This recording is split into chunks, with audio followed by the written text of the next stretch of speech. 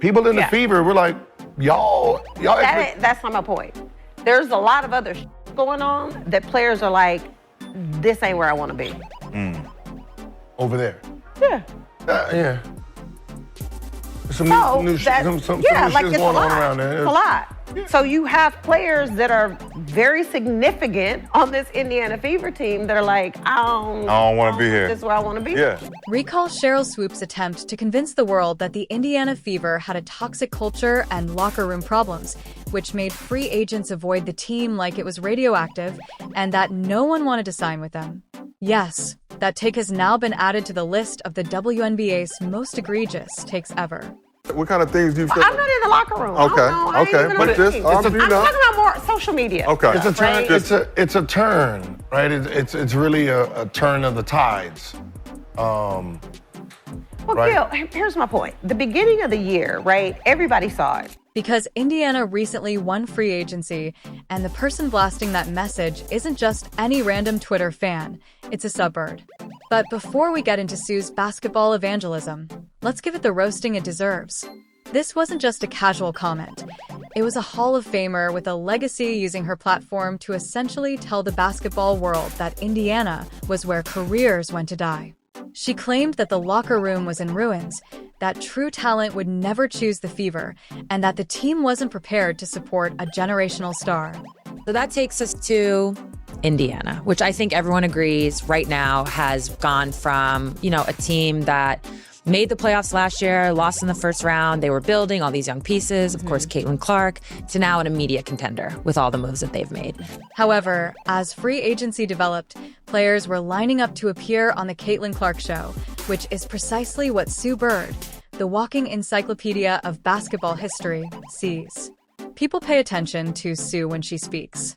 I think Natasha Howard certainly stands out. I loved playing with Tosh. But you cannot say enough about Tosh. I really enjoy playing with her. I think she really is she's just this glue player that doesn't get enough shine for what she does, because a lot of what she does doesn't show up in the box score, but she just is always in the right place at the right time. And a player like that, I think, complements what Indiana is building. View Sue, a 4-time WNBA champion, 5-time Olympic gold medalist, and the point guard who led the Seattle Storm to one of the most dominant runs in WNBA history, doesn't give out praises like candy on Halloween. She's not here for the attention. So Sue Bird is one of the greatest point guards of all time in the WNBA. And she's someone who obviously is a part owner in the Seattle Storm. So hyping up another team is a bit of a conflict of interest, if we're being honest. What did she say first? She reminded everyone that rings aren't won on Twitter or in group chats, promoting Clark's logo with her trademark veteran viewpoint, warning them to pump the brakes on the Indiana Fever immediate title parade. They obviously, through trade, added Sophie Cunningham, a player that, I would say a 3-and-D type player who has, been to the finals, so has that playoff experience. She's also just tough. She's mentally tough. She's physically tough. She brings an edge to them. And then last but not least, they added DeWanna, which really, I think, is the one that, for most people, took it to another level. So now you're like, oh, they're a contender.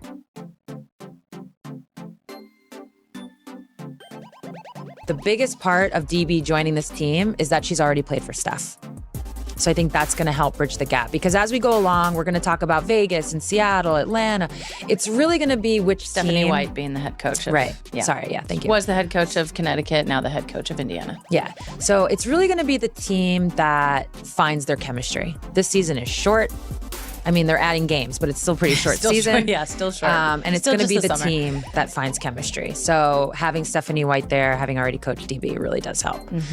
The dominant center, Aaliyah Boston, is poised to rule the paint for the ensuing 10 years.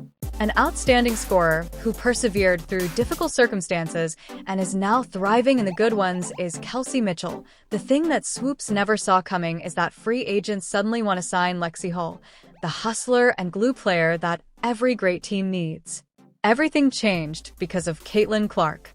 Kelsey Mitchell's balling, Caitlin continuing to impress, and she's going to break records nonstop for the next couple years. The hottest ticket in town, with record-breaking jersey sales and free throws flying off the racks faster than bricks, isn't the Indiana Fever, a team that spent years as a league afterthought, bargains for broadcasting while Bird is out diagnosing Indiana's rise to power. Sheryl Swoopes is watching her credibility melt away because this isn't the Indiana Fever of the past.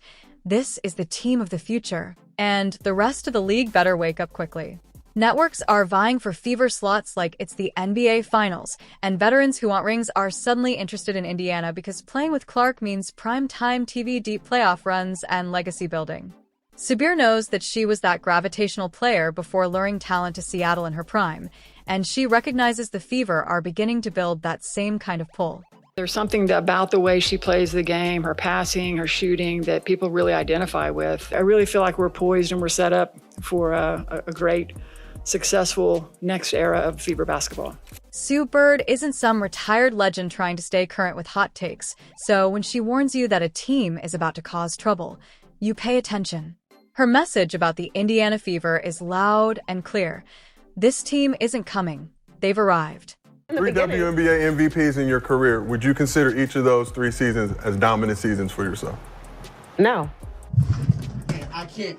Bro, Sheryl Swoopes is willing to lie about her own career before she even admits that Caitlyn is dominant. And this is where Sheryl Swoopes and her old locker room problem story totally missed the Fever's success because Caitlyn Clark showed up. Although she was the spark that started the fire, they built this piece by piece, move by move. The Fever had been laying bricks for years, suffering through empty arenas and double-digit losing streaks, while Aaliyah Boston, Kelsey Mitchell, and the rest of the core continued to grind. Clark wasn't the plan. She was the most crucial component, and that's what Sue Bird recognizes the blueprint. This isn't some desperate team hoping one player saves the day. Rather, it's a machine being put together to win, built around that one generational dynamic. The Fever front office didn't just sign players for publicity. They created a basketball team with a purpose. They created a system where Clark can thrive without having to score 30 points every night to keep the team afloat. Superstar. To you about the experience, the champions that have been added to this point. Yeah, I think that's kind of what everybody talked about when we were in the playoffs last year of, we really didn't have much experience at all playing in playoff games. I don't know what the exact number was, but we really lacked in that area. So just adding pieces of, players that have been in this league, they know what it takes to win. They know what it takes to get to the finals. They know what it takes to win championships. I think it's exactly what we needed in our locker room. So it's just exciting, but also they're not only really good basketball players, they're really great leaders and really great people. And I know the front office obviously really prioritized that and looking for the pieces that we wanted to add. So really thankful for that as well. The reality is that Indiana is no longer a rehabilitation facility for forgotten veterans or stat padding guards. Players aren't avoiding Indiana. Instead, they're circling it on their calendars like it's the NBA. Take a look at the free agency moves because there's where the truth hits you in the face. All-Star Weekend. Sydney Colson is joining the Indiana Fever. What does that mean? Indiana is just being so greedy right now. They took DB. They took Natasha. Now they got Sydney Colson. Why would they take Sydney from us? And why arenas were crowded for national TV games, what Angel Reese and Swoopes don't understand is that Caitlyn Clark's gravity and, more importantly, her youthful core are designed to win. Players know that running with Clark gets you noticed. Her presence makes every Fever game into must-watch TV, and every teammate benefits from that. Spotlight sponsorship offers bigger brand opportunities that are limitless. Sue Bird understands this better than anyone else because she has seen the blueprint work before, having built one herself in Seattle first with Lauren Jackson and then with Breanna Stewart and Joel Lloyd. Now, she sees the exact same formula playing out in Indiana, but more quickly. Clark doesn't just elevate herself, she elevates everyone around her. I think Caitlyn Clark is at that ascension point where she's going to be top of the MVP race. We're going to talk about her in terms of stat leaders later, but the way that the Indiana Fever just made a statement around Caitlyn Clark and said hey, we're pushing in the chips. We're ready to win now. And DeWanna Bonner's obviously, the face of the new pieces that have come in. So obviously that's going to be the biggest needle mover in what Drew said. The market has obviously reflected that. It gets even better from here. Sue Bird is observing more than just the athletes on the court. The person who planned the Operation Stephanie White has been in championship locker rooms. She is not a coach who is content to stay here. She is aware of pressure and knows how to shape talent into winners. She is not merely speculating. The future is so bright, and our ultimate goal is to hang another banner in the field house. And our ultimate goal is to come back in here after we win that championship and celebrate again like we did in 2012. And White isn't coming in blind. She's coached one of the most deadly two-way players in WNBA history, DeWanna Bonner. That relationship, chemistry, and trust were already established. And Bonner isn't just a veteran sitting on the bench to boost morale. She's a walking mismatch, a 6'4" problem who can shoot, defend, and bully smaller players in the paint. She still torments teams well into her career, stretching the floor, guarding multiple positions, and punishing smaller defenders on the block. I think the biggest needle-moving free agent signing, which was also one of the more surprising moves for me, DeWanna Bonner to the Fever. That was one of the first dominoes that fell, in this offseason. Defenses will collapse before halftime when Caitlin Clark pulls the defenders out to the logo and Aaliyah Boston eats rebounds like their rapid ears. Let's add another layer to this. With her ability to switch onto guards, bang with forwards, and lead rotations, Bonner's defensive versatility is exactly what championship teams need. In addition to Boston, her presence allows Indiana to finish games with a lineup that can defend and stretch the floor as effectively as possible in postseason basketball. You look at the sort of the trend or theme of the Fever offseason, in my opinion, has been adding experience. And DeWanna Bonner has that. She's got a ton of playoff experience. She's obviously somebody who can score. She adds a lot to the defensive end because she's very mobile and she has a lot of length. So I think that's going to help them a lot. And let's not forget the attitude Clark is bringing to all of this. She's not some wide-eyed kid trying to fit in. Clark is built differently. She has carried entire college programs on her back in front of sold-out arenas, tearing down hostile college crowds and dropping 40 like it's cardio. She has been under pressure since high school and has only gotten better under it. That's the kind of player who changes a franchise not just with points but with belief. The Fever aren't just hoping to make the playoffs. They're hunting banners, and Sheryl Swoopes clings to her antiquated locker room fairy tales. Sue Bird is observing live as Indiana establishes a dynasty. So excited. The Fever, if you haven't been paying attention, they are really active in ensuring that Caitlin Clark and company have a true contending lineup next season. They have Caitlin Clark, they have Aaliyah Boston, they made sure that they re-signed Kelsey Mitchell. That was a big one. They acquired both Natasha Howard and DeWanna Bonner. They traded for Sophie Cunningham. They still have Lexi Hull. And now they have made a move that is literally my favorite of WNBA free agency. They have signed Sydney Colson, face of the WNBA. If you know, you know. This is about how Caitlin Clark is transforming everything around her, uplifting teammates, shattering defenses, and making the Indiana Fever into a powerhouse. Take Aaliyah. It's not just about her stepping out of the logo and making threes like it's easy work. When Boston and a guard pull defenders out to the parking lot, the lane suddenly opens up like the Red Sea, giving Boston all the space she needs to harass defenders and feast inside. Boston was already a force in the paint. Are you in a position where you can add some pieces? Yes, we are. We're definitely in a position. And I would think that if you are a smart basketball player and you watch the way she plays, you would want to play with her. Lexi Hull and Kelsey Mitchell are also doing well. Defenders are so frightened of Clark's shot that they lose sight of the other weapons, and their golden ticket cutting routes are wide open due to Clark's gravity. DeWanna Bonner, one of the most adaptable veterans in WNBA history, 6'4" all-time bucket getter, defensive anchor matchup nightmare, is here to win another ring, not for a farewell tour. One second you're doubling Clark, the next Mitchell is burying a corner three or hitting a layup uncontested. Well, the market would agree, right? Because after she was signed, they went from a plus 900 to like a plus 450, plus 500. And we saw, obviously that's not entirely Bonner, but it was Bonner and Howard kind of at the same time, or like very close to the same time. So the other thing is, I just think she's such a good fit for this team as like that Iguodala role, right? That the Warriors had back in their earlier runs. And she's almost like an overqualified Iguodala, though, right? Like, she can guard 1 through 5.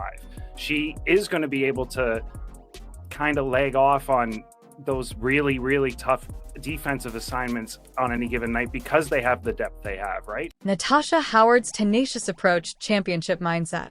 It's going to be Caitlin Clark flash show.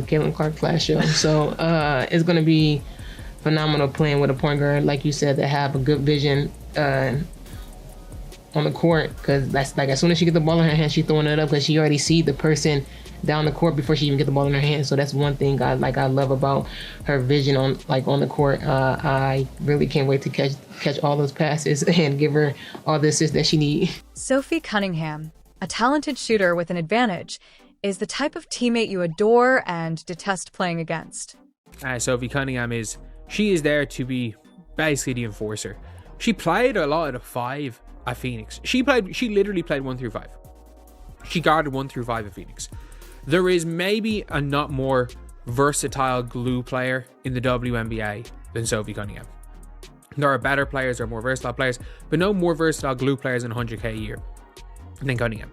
She's almost a one of a kind in what she does. 2 teams, it's not only talent that scares the rest of the league. It's the mindset that makes this different from the Indiana Fever of the past, who were desperate for victories and praying for a miracle. Clark will identify the open player and guard her straight up, humiliating you on a highlight reel. This is a team that is well aware of who they are. They adore having the target on their back. Every game is a showdown. Every night is a statement, and Caitlin Clark thrives on the pressure. Ever since Iowa's sold-out arenas, she has been in the spotlight, with people waiting for her to fail in deafening crowds. Every time she responds, she draws a larger target on her chest rather than fleeing from it. And yeah, there's a narrative out there that Kathy made the call. All right, Kathy Engelbert. Oh, we got to make sure we get Caitlin Clark the championship. And I told you there's narrative floating. Number 1, they're freaking out. Number 2, the next thing you're about to hear is Caitlin Clark needs a super team to win a championship. So they're going to downgrade her status, and they're going to her over that. It's already started. That's where they're going with this, folks. Consequently, Sue Bird receives it. Sue used to be that player who carried expectations and was the face of a franchise. She sees herself in Clark, but she also sees something fresh since Clark isn't just living up to the hype. He's rewriting it and isn't the next up. Diana Taysai is the first, regardless of who else she is. Caitlin Elizabeth Clark, but since the haters are writhing, let's discuss them. As free agents continue to pick the Fever as if it were the hottest club in town, Sheryl Swoopes continues to cling to the embarrassing fact that no one wants to play an Indiana take. Wilson is feeling pressured because she was the league's face, but now she's side-eyeing every Clark headline, every jersey sale, every record-breaking viewership figure, and her passive-aggressive social media posts. She knows that a change is occurring, and Clark accepted the crown without asking. Angel Reese is still embroiled in a rivalry from college that Clark abandoned months ago. The stats speak louder than Reese's words. The retirement ceremony for Clark's jersey attracted more viewers than WNBA playoff games, which isn't a slight. That's the truth. The Indiana Fever are that golden destination, and I can't help but laugh to the fans and the people online and the media commentators, unfortunately, who said that nobody wanted to play in Indiana. That doesn't make any sense. However, here's why the league as a whole should be alarmed. This hot team is here to dominate, not merely to compete. This squad wants to be the next dynasty in the NBA, and they have the pieces to do it. So to all the naysayers, doubters, and resentful veterans seeing their effect, remember that Clark didn't come to Indiana to make the playoffs. She came for banners, MVPs, and a legacy. Fade's Sue Bird has come to correct you after spotting you. This is history being written in real time. It's not hype. In addition to driving the bus, Caitlin Clark is circling the haters see you as the WNBA's future passes through Indiana. Tell us in the comments if you're excited that Indiana has arrived and won't be leaving, and make sure to subscribe and enable all notifications so you don't miss anything. We'll see you in the next one after you click the video on the screen.